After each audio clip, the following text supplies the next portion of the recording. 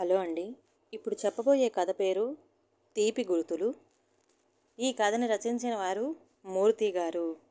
ఇక కథలోకి వెళ్ళిపోతే, హాల్లో నుండి వినిపిస్తున్న మంత్రాలు ఇంట్లో జనం మాటలతో కలిసి ఇల్లంతా అదో రకం సందడి కనిపిస్తుంది.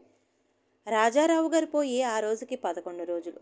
ఆఖరి రోజున జరిగే తంతును బ్రాహ్మణులు ఎంతో నిష్టగా శ్రద్ధగా జరిపిస్తున్నారు.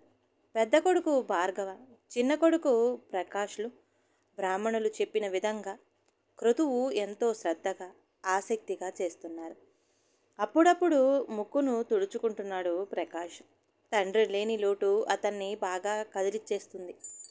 అక్కడే గుమ్మంలో నుండి నీళ్లు నిండిన కళ్ళతో చూస్తుంది చిన్న కోడలు హరిణి.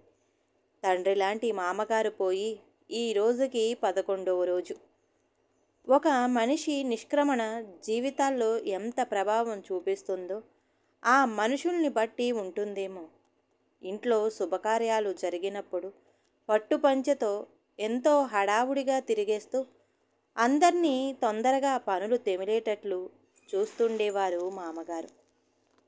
ఈరోజు కూడా ఆయన అలాగే తిరుగుతున్నారేమో అనిపిస్తుంది. అనుకోకుండా ఆమెకి కన్నీళ్లు జలజల రాలిపోయాయి. ఆమె చప్పున నీళ్లు తుడుచుకొని అత్తగారు ఎక్కడుందో వెతికింది. వంటింట్లో వంటవాళ్లని అజమాయిస్తూ కనిపించిన అన్నపూర్ణ, సుభద్రగారు మినపిండి మెత్తగా కాటుకలా రుబ్బారా? మిక్సీలో చేస్తే ఆయనకి ఇష్టముండదు. గారులు దూదుల్లా నోట్లో వేసుకుంటే కరిగిపోవాలంటారు. ఏమండి వెంకాయమ్మగారు, చిక్కుడుకాయ పులుసు బెల్లం పెట్టి వండండి. ముక్కల్లో పులుసు బెల్లం బాగా ఉడికాక పోపులో నుండి తీసిన ఎండుమిర్చి ముక్కలు బియ్యపిండితో నలిపి వెయ్యండి. అప్పుడు కూర బాగా హత్తుకుని రుచిగా ఉంటుంది అని చెప్పి హాల్లోకి తిరిగి వచ్చిందావిడ. భర్త పోయి 11 రోజులకే ఆవిడలా తిరిగేయటం, హడావుడి పడటం వంటవాళ్లకు విచిత్రంగా అనిపించింది. లోకం పోకడా అనుకున్నారు. చుట్టాల్లో చాలామందికి అన్నపూర్ణ ప్రవర్తన వింతగానే ఉంది.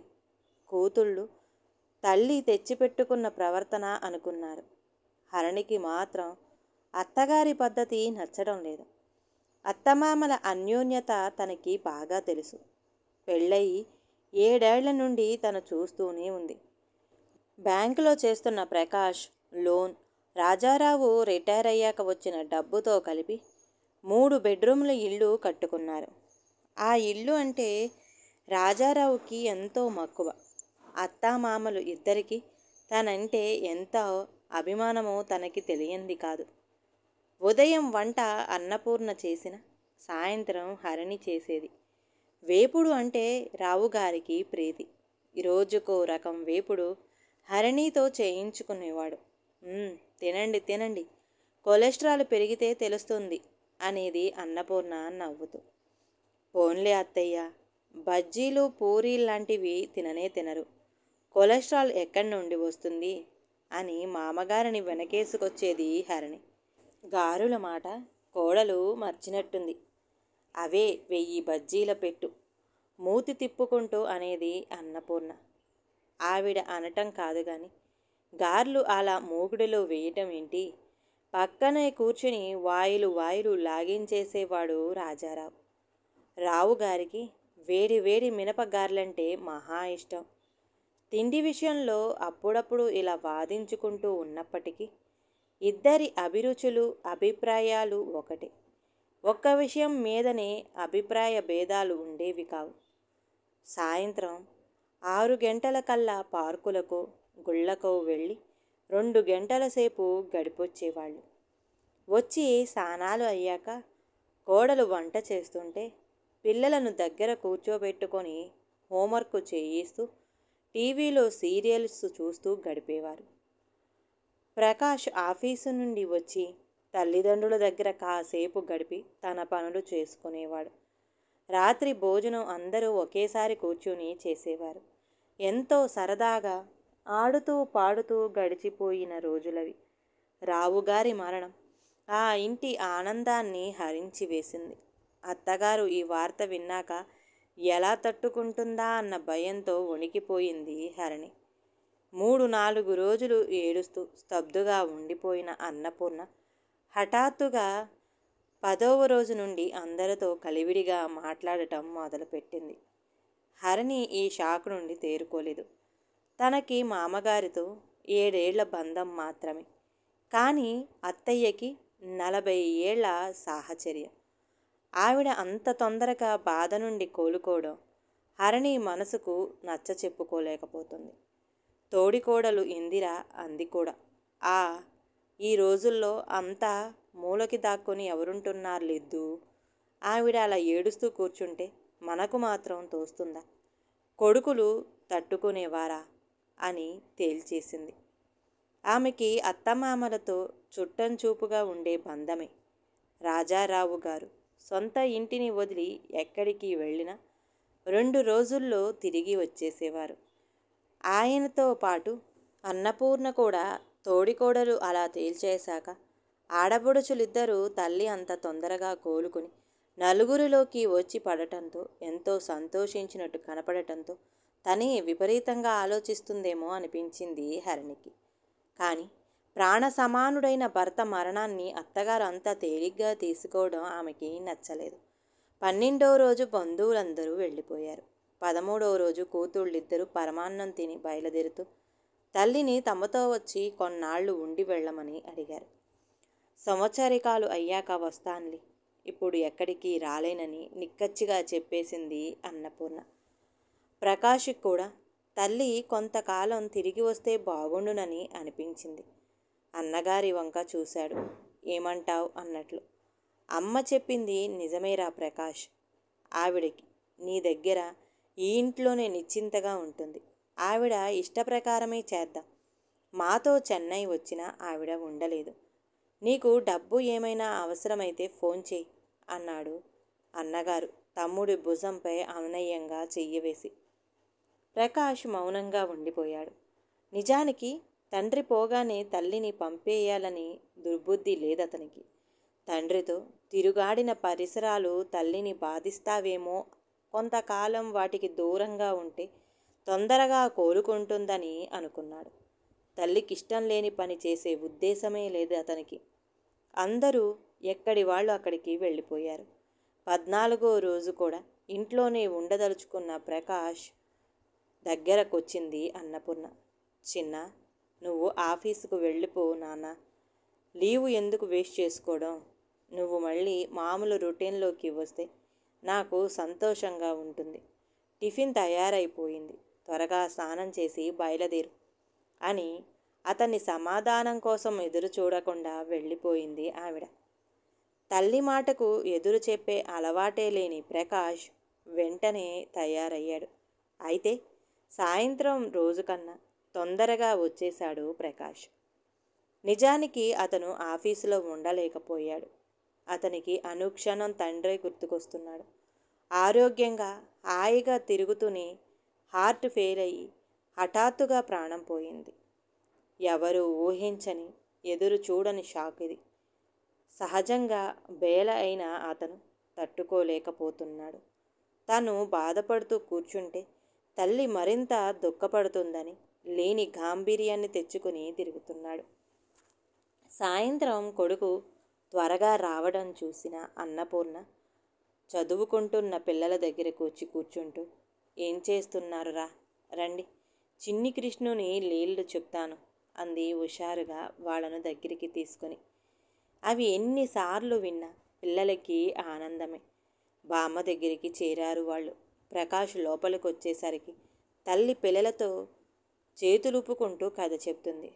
అది చూడగానే అతనికి ఎంతో హాయిగా, రిలీఫ్గా అనిపించింది. అతను చప్పుడు చేయకుండా వంటింట్లోకి నడిచాడు. కత్తిపీట వేసుకొని బెండకాయలు తరుగుతుంది హరిణి. ఆమె కళ్ళ వెంబడి నీళ్లు. భర్తను చూసి కళ్ళు తుడుచుకుంది. అదేమిటి, ఉల్లిపాయలు తరగకుండానే ఆ కన్నీళ్ళేమిటి అన్నాడు ఆమె పక్కన కూర్చుంటూ ఆశ్చర్యంగా. మామయ్య గారికి బెండకాయ వేపుడంటే చాలా ఇష్టం. నా వాటాకే 1/4 కేజీ వేయించమ్మా అనేవారు. ఈరోజు అత్తయ్య ఇదే చెయ్యమని చెప్పారు. అత్తయ్య అంత తొందరగా పిల్లలతో కలిసిపోయి ఎలా మాట్లాడుతున్నారో చూశారా? అమ్మ దిగులుగా ఉందని పరిగెత్తుకు వచ్చారు మీరు. ఆవిడ ప్రవర్తన విడ్డూరంగా ఉందండి. నాకే మా అమ్మగారి జ్ఞాపకాలు ఇంత బాధ కలిగిస్తున్నాయే.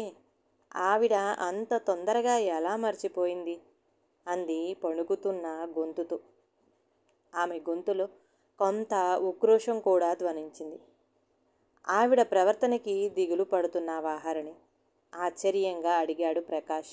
కాదండి, ఈ సమయానికి ఇద్దరు గుళ్ళకి పార్కులకి వెళ్ళేవారు. 2 గంటలు సరదాగా తిరిగి వచ్చేవారు. అవన్నీ గుర్తుకు రావటం లేదా ఆవిడికి? ఎంత అన్యోన్యంగా ఉండేవారిద్దరూ. ప్రాణ సమానుడైన భర్త పోయి 15 రోజులైనా కాలేదు. ఆయన పోయి కొన్నేళ్లు అయినట్టుంది ఆవిడ ప్రవర్తన అంటుండగానే ఏడుపు వచ్చేసింది హరిణికి. ఏమిటి పిచ్చి పని? ముందు కళ్ళు తుడుచుకో అంటూనే అతను కూడా ఆపుకోలేక ఏడ్చేశాడు. ఉదయం నుండి గుండెల్లో దాచుకున్న బాధంతా కన్నీటి రూపంలో బయటకొచ్చేసింది. అతనే ముందు తేరుకుని, హరిణి లేచి మొహం కడుక్కొని నాకు అమ్మకు కాఫీ తీసుకురా, అమ్మ చూస్తే బాధపడుతుంది అని చెప్పి గబగబా బాత్రూంలోకి వెళ్ళిపోయాడు. అత్తగారు ఏం చేస్తుందో అని కళ్ళు గట్టిగా తుడుచుకుని ఆవిడ పెరట్లో ఉండటం చూసి దగ్గరికెళ్ళింది. అక్కడ వేసిన మంచంపై కూర్చుని ఆవిడ వెక్కి వెక్కి గుండెలు పగిలేలా ఏడుస్తుంది. అత్తయ్య అంటూ ఆవిడ దగ్గరికి పరిగెత్తికి ఒళ్ళో తీసుకుంది హరిణి. హరిణి, అనుకోకుండా మీరిద్దరూ మాట్లాడుకున్న మాటలు విన్నానమ్మా. నేను బాధపడటం లేదనే కదా నీ దిగులు? ఆయన పోయినప్పటి నుండి రాత్రిళ్ళు ఎంత గుండెలు పగిలేలా ఏడుస్తున్నానో ఆ దేవుడికే తెలుసు. ప్రకాష్ హృదయం చాలా సున్నితం. వాడికి నేనన్నా వాళ్ళ నాన్నన్న పంచ ప్రాణాలు. నీకు తెలియంది కాదు. తండ్రి హఠాత్తుగా పోవడం వాడు తట్టుకోలేకపోతున్నాడు. ఆ కళ్ళు ఎంతో బేలగా దిగులుతో గూడు కట్టుకున్నట్టు లేవు. వాడి హుషారు అంతా ఒక్కసారిగా మాయమైపోయింది. నేను అలాగే దిగులుగా ఏడుస్తూ కూర్చుంటే వాడు పిచ్చివాడైపోతాడు హరిణి. వాడికి భార్య, పిల్లలు, ఉద్యోగం ఉంది. ఎంతో భవిష్యత్తు ఉంది. నేను ధైర్యంగా ఉంటేనే వాడు త్వరగా కోలుకుంటాడు. పోయిన వాళ్ళు తిరిగి రారు. వాళ్ళు వదిలి వెళ్ళిన జ్ఞాపకాలే తీపి గుర్తులు. మీ మామగారు వదిలి వెళ్ళిన ఈ ఇల్లు, పరిసరాలు, నాతో గడిపిన ప్రతి నిమిషం నాకు మధుర స్మృతులు హరిణి. వాటితోనే నేను కాలం గడపగలను. అలా అని ఆయనకి చివరి క్షణాల్లో మాట ఇచ్చాను. ఆయన మరణం నన్ను కుంగతీసిన. ప్రకాష్, వాడి కుటుంబం నాకు కావాలి. అందుకే దుఃఖాన్ని అణుచుకొని బతుకుతున్నానమ్మా అంది హరిణిని దగ్గరికి తీసుకుంటూ. 2 చేతులు జోడించి అత్తగారికి నమస్కరించింది హరిణి. ఆవిడకు మేనకోడలు కూడా. నన్ను క్షమించత్తయ్య. కొండంత బాధను పిడికిడంత గుండెలో దాచుకుని మేరు పర్వతంలా గడుపుతున్నావు. నేను ఉన్న కాస్త బాధను ఆయన దగ్గర ప్రదర్శించి ఆయన్ని మరింత బాధ పెడుతున్నాను. నేను ఎంత తప్పుగా ఆలోచించానో తెలిసింది అత్తయ్య. నన్ను క్షమించు అంటూ కాళ్లపై పడిపోయింది హరిణి. పిచ్చిదానా, లేలే, వాడు వచ్చి వింటే బాగుండదు. బెండకాయలు నేను తరుగుతాను కానీ నువ్వు కాఫీ కలుపు. పద పద. ఇద్దరు వంటింట్లోకి నడిచారు. అప్పుడే బాత్రూం నుండి వచ్చిన ప్రకాష్ అత్తా కోడళ్ళిద్దరూ కలిసి పనిచేసుకోవడం గమనించి అప్పటి వరకు అలుముకున్న దిగులను పక్కన పెట్టి ఒక్కసారి హాయిగా రిలీఫ్గా ఫీల్ అయ్యాడు. ఈ కథ గనక నచ్చితే ప్లీజ్ అండి లైక్ చేయండి. అలాగే ఛానల్ని సబ్స్క్రైబ్ చేసుకోవటం మాత్రం మర్చిపోమాకండి. మీ విలువైన అభిప్రాయాలు కామెంట్ బాక్స్లో కామెంట్ చేయండి. అందరికీ ధన్యవాదాలండి.